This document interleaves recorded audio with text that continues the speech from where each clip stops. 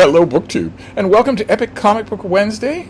This is a world's finest collaboration between Michael K Vaughan and myself, which combine the forces of stately Vaughan Manor and Hyde Cottage to talk about the comic books on which we have wasted our youths.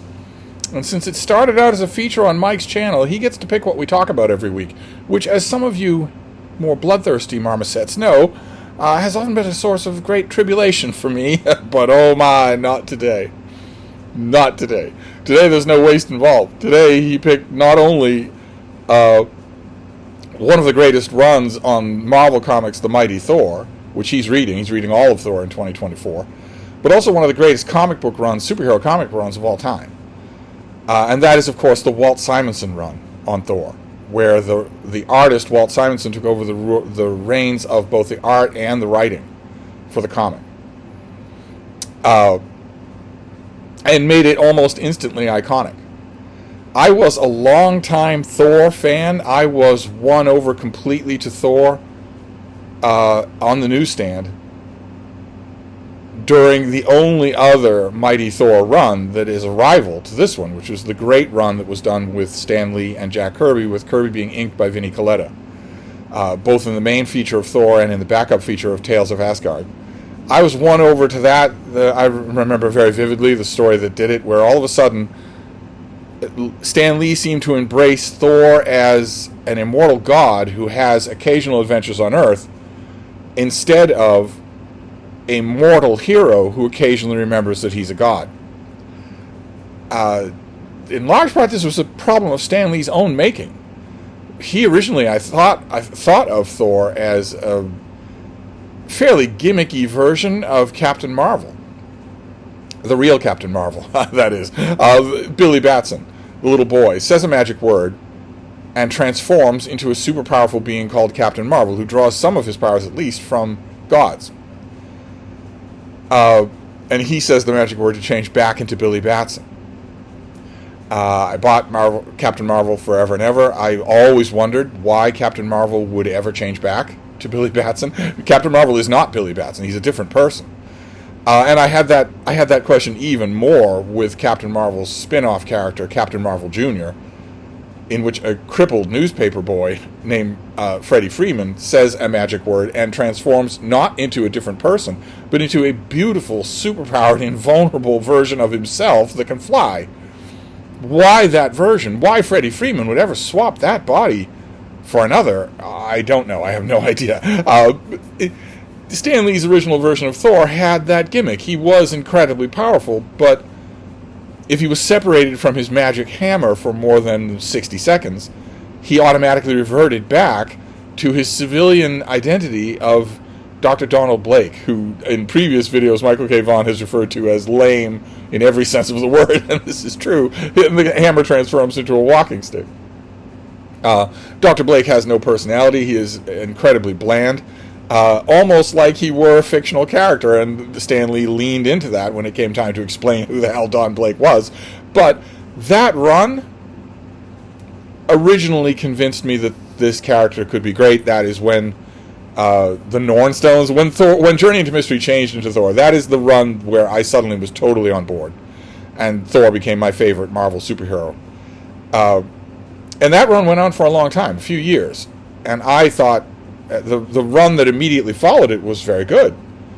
And a couple of the creative periods that came after it were also good, but I was pretty confident that there would never be a contender. Other than that I would just be enjoying Thor. I had enough forward momentum so that I would buy Thor forever, I thought. I don't buy Thor anymore, I'm assuming. I haven't looked. But I'm assuming that in current-day Marvel continuity, Thor is somehow a black lesbian. I don't have any idea how that would be, but maybe all Asgardians are. But I don't bother to look, because I know what I'll get. A whole bunch of snarky Buffy the Vampire Slayer dialogue and lots of scenes centering on food. So I don't bother to read it anymore. And if you'd have told me during the Lee and Kirby run, or during the Roy Thomas and John Buscema run, or anything, at any point, if you'd have told me there will come a day when Thor will still be published as a comic book, and not only will you not buy it, but you won't miss it, I would have been amazed. But I was pretty confident that Lee Kirby run would never be equaled, and I was reading Thor, during a pretty bad period, a pretty dull period. I'm sure the sales were poor. When suddenly the creative talent changed. Suddenly Walt Simonson, who had been a penciler on the book before, in a sequence that I showed you that I really liked, he came on board doing everything. And his artwork style had changed. He was no longer being heavy-handedly inked. And I always think that maybe a decision like that is made by the powers that be at Marvel because a book is selling so poorly that they have nothing to lose by taking a creative chance. I don't know what the actual reason was, but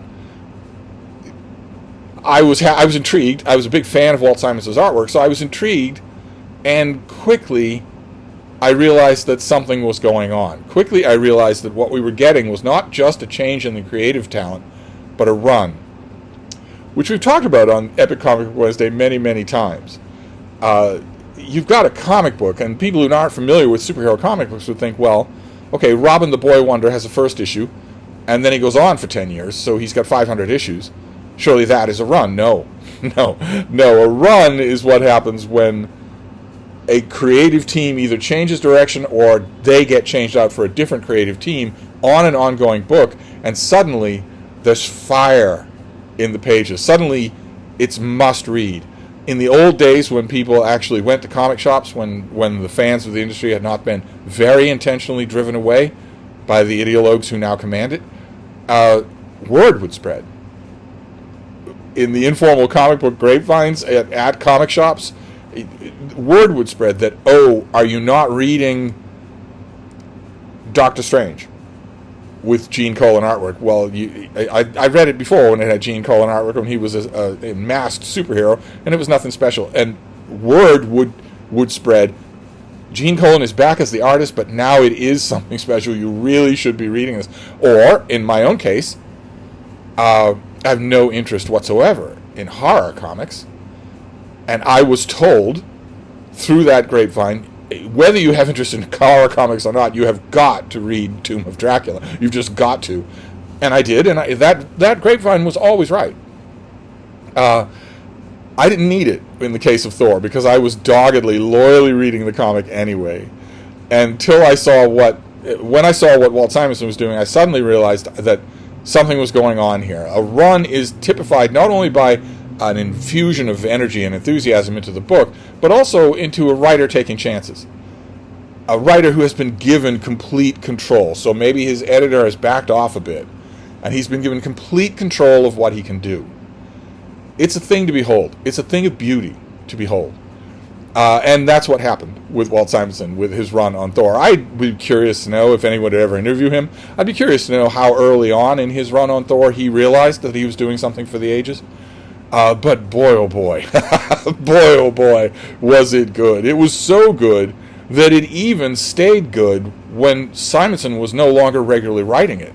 No longer regularly drawing it, that is. When he called in Sal Buscema, John Buscema's younger brother, who did the best work of his career, subbing, no other word for it, for Walt Simonson on his own run in the book. It's been collected into a gigantic hardcover omnibus that I used to have. I don't have it anymore, and it's one omnibus that I don't usually like them because they're very unwieldy to carry and to use and to read. But this is one where I'm sure that Mike has one, and this is one where I would probably want it. I might break down and get it because these issues are worth savoring. But Marvel did reprint them once before. Marvel's never reprinted them in any other way than that omnibus, except for once. Marvel, once upon a time, had a paperback reprint series called Marvel Visionaries, where they would look at John Romita Jr. or John Romita Sr. or Frank Miller, or in this case, Walt Simonson, and reprint some signature adventures. Here we have, this is the Marvel Visionaries volume for Thor. There is no number on the spine because I think they only did one. It's got an original cover by Walt Simonson. And it reprints a few of the issues of this run, which of course features Simonson's own creation, Beta Ray Bill, an alien being who is worthy enough to command the power of Thor. This is an unsatisfying volume because there is plot percolating steadily in the background throughout all the earliest issues of the Simonson run on Thor. Let me see if I can find it. you were getting these issues, and you were getting adventures. But at the end of every issue, you were getting something ominous that Simonson, in a nod to Lord Dunsany, said was happening far from the fields we know. A shadowy figure, surrounded by demons. He has a horde at his disposal, forging something. And the sound of the hammer on the anvil is doom. And we get that over and over again. Let me get you another one of these. They weren't completely regular. They didn't end every issue, but you were not supposed to forget it. Let's look at that. Doom. That plot is slowly building in these issues, and it's not contained in this book. The cliffhanger of that, the creature in that sequence is this guy, the Norse fire demon Surtur, and he is forging this sword the whole time. But this is how this volume ends. We don't get the rest of the story. In order to get that first initial gigantic story, which takes place in the background of the introduction of Beta Ray Bill and whatnot, you have to get that omnibus edition. Marvel has never done any epic collections of this, and it's worth it. It's very much worth it. I want to show you just a few highlights. It is impossible to talk about the Simonson Thor without just gushing. That is just impossible to do. And I have talked about some of the highlights before on this channel because, one of them is very, very famous. Here, let me slip right ahead to it. There's an age-old Thor villain called the Executioner.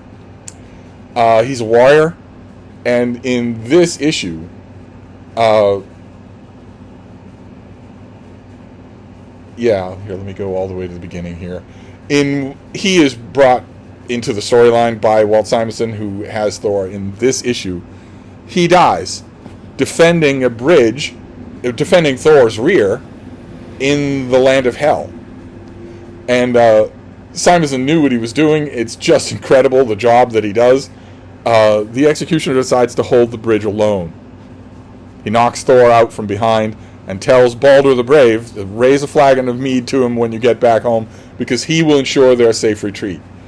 And he does, doing what he does best, killing people. And we get an incredible final scene. This washed out color here is because this is the color from the original comic, where I've read you this narration before, but I can't resist doing it again. They sing no songs in hell, nor do they celebrate heroes, for silent is that dismal realm and cheerless. But the story of the Jalabru, that's the bridge that the Executioner is defending, and the god who defended it is whispered across the 9 worlds. And when a new arrival asks about one to whom even Hela, goddess of the dead, bows her head, the answer is always the same. He stood alone at Jalabru, and that is enough. Incredible. And Simonson signed it. He knew perfectly well. By this point, he knew what he was doing. That is a great moment, but these issues have a ton of them, have a ton of great moments. There is a bit, I don't know how quickly I'll be able to find it, but there's a bit where Thor finally dispenses with his secret identity of Donald Blake. Finally, at long last, he is no longer Donald Blake. And that enchantment passes on to Beta Ray Bill, who now has a secret identity of his own. And what's left is for Thor to assume some sort of secret identity on Earth, so that he has some sort of repose, so that he's not just constantly living as a superhero on Earth. I don't remember which issue it appears in. But he is given a secret identity by S.H.I.E.L.D., which you will all know from the Marvel superhero movies. And when he does, I'm not going to be able to find the segment, I don't think. But when he's given his secret identity by S.H.I.E.L.D., the idea is that he will just be given glasses. He'll be wearing a T-shirt. But so it'll still clearly be Thor, but Nick Fury says you can wear these glasses, and Fury says it always worked for that other guy. I was reading this issue and I was thinking, oh my, because one thing you have to understand about Walt Simonson is that his sense of humor never deserts him in these issues. Even when he's doing really serious stuff, his sense of humor is always with him. And of course, when an obvious superhero is being told you can protect your identity by wearing glasses, you immediately, as a reader, you think of Clark Kent and Superman. And then Simonson has Nick Fury say it always worked for that other guy. I was reading this page. That's where the page ends. And you turn the page at this point. I was thinking, oh boy, that's awesome. And it gets even better. Because when Thor is walking out of the room, he bumps into a mild-mannered reporter. He knocks him over. And the mild-mannered reporter is pushing up his glasses in the background there. Of course, that's Clark Kent. And he says, gee, that looked like... Could that have been... I could have sworn... Nah. That is awesome. Absolutely awesome. But as great as that moment was, I was sold by this point. But it was still a normal thing. I was a fan of Thor anyway. I didn't know this was really something special until a couple of months later. Thor is back on Earth. He encounters a misty hidden valley and what appears to be a Viking warrior defending that valley and setting traps for him. He easily disarms the traps and easily defeats the warrior and he pulls the mask off the warrior and realizes it's an old man. And the old man, Alif, tells him his story. That he was part of a fugitive band of Vikings that fled the Battle of Hastings. They fled England, found this hidden valley, and have lived there ever since. And he is the last of them. And his idea was that he would lure Thor to that valley, annoy him with traps and challenges of combat, and get Thor to kill him, so that he would die in battle and avoid the straw death that was the hated end for Vikings. Most of them suffered it anyway, but they hated the idea of it, of dying an old man in bed. And by this point in the story, Thor knows that Fafnir, a giant dragon creature, let me get you a picture of Fafnir. That is Fafnir. Thor learns that Fafnir, a character from Tales of Asgard, has attacked Earth and is demanding that Thor show up to fight him. Thor knows this by now and tells Alif, well, if I had been as headstrong as I was when I was young, I might have killed you, but I did not. Instead, what I will do is grant you your wish to die in battle, or at least to face battle. He gives Alif the power to face battle with him.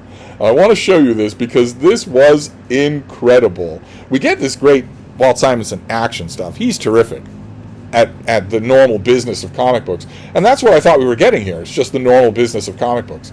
But it isn't. It isn't at all.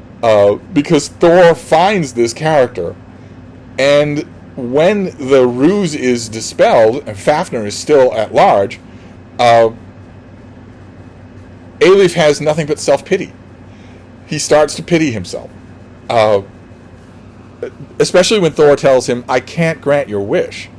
I couldn't anyway, even if I had killed you. He says, were I as headstrong as the stories about me say, you might even now be dead, but granting of Valhalla is beyond even me.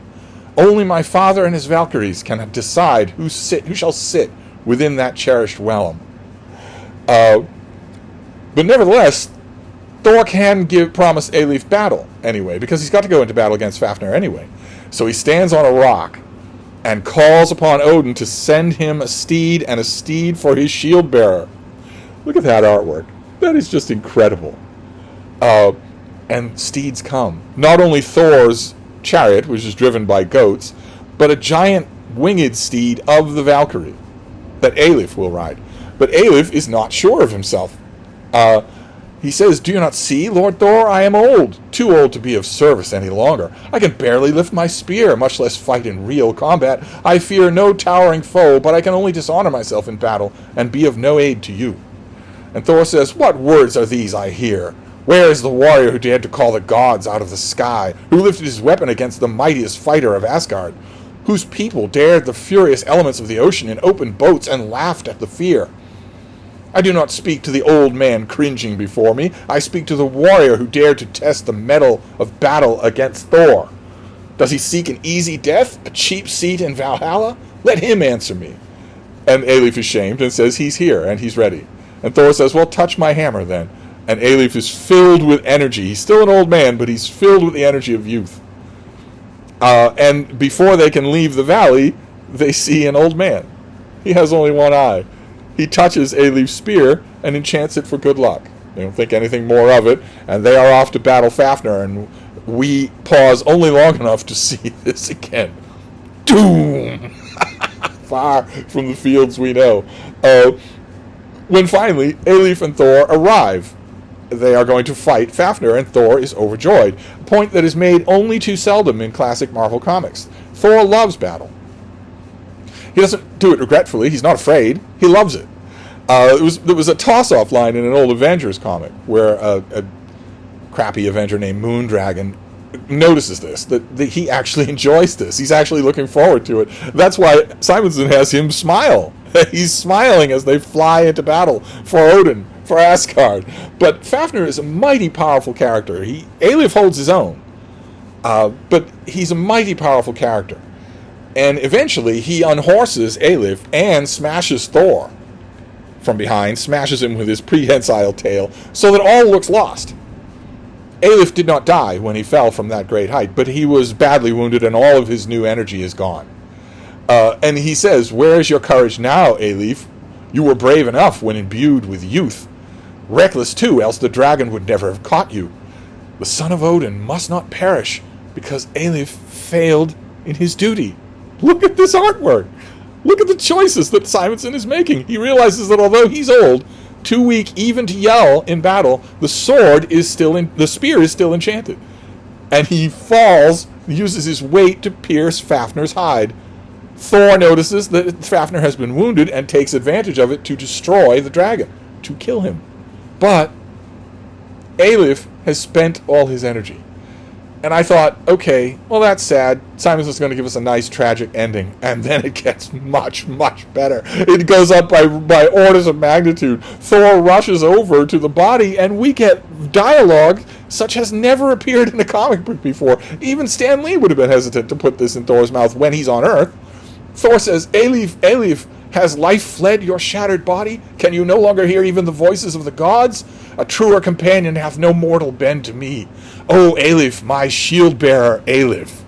How incredible is that? And then, Thor, it gets even better. Thor uses the body of Fafnir as a sacrificial dog and builds a Viking pyre to send Alif on his way. A traditional Viking funeral.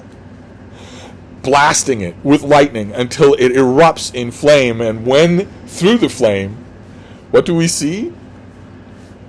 There's somebody for him. Somebody's coming for the dead man. This is the gigantic panel. There's Odin in the background, but there's Alif alive again, riding to Valhalla, the last of the Vikings. That's what it actually says. For a moment, the entire city lies stunned by the blinding light, but only a few see more than the play of lightning and the dancing shadows, and none see the looming figure that towers over all as Father Odin and his Valkyries maidens welcome the last Viking into Valhalla. Unbelievable. Just unbelievable. I was stunned when I read that. I thought, that is for the ages. That is something that you never see. Just never. And when that story is over, the story of Surtur actually happens. He attacks Asgard and lays waste to it. And he also attacks Earth. Massive armies on Earth that give rise to one of the only issues of Thor that does not have Thor on the cover.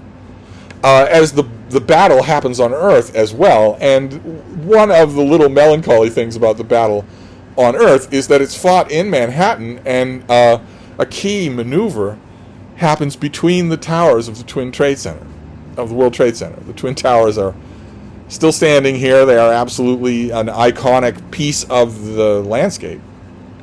That is just, they're a fixture of the landscape. So you will orchestrate the battle around them, but they're not going anywhere. And when the climax of the battle comes, and Surtur seems to be victorious, the only thing that's standing between him and victory is Odin and his two sons. Not his one son, his two sons, Thor and Loki. Simonson is just doing a fantastic job with the layouts, the artwork here, everything. And there is Odin, asking Surtur, what better end for a man than fighting alongside his sons? And he says, for Asgard, and Thor says, for Midgard, and Loki says, for myself. And they fight a very credible fight, but in the end it turns out that the only way that this battle is going to be won is if Odin sacrifices himself. And when he does, the boys are joined together in their cry at the end. That's the end of this issue. It's amazing. It's amazing stuff. It just goes on and on like that. Even when, as I mentioned, Simonson temporarily leaves the book, and we get Sal Buscema artwork. But Simonson does return for an issue that I believe both Michael K. Vaughan and I have talked about before. He returns to round out the whole run. He returns, for instance, in a famous story where Thor is transformed into a frog. And you would think no serious Thor fan is going to like this. But by this point, Simonson could do anything. That's the whole point of a run, is that you can do anything. Because the readers know you're on their side. The reader knows that you are giving them a legendary example of the comic. Which gives rise to, I wonder if I can find it here, gives rise to an absolutely fantastic issue. I just love this so much.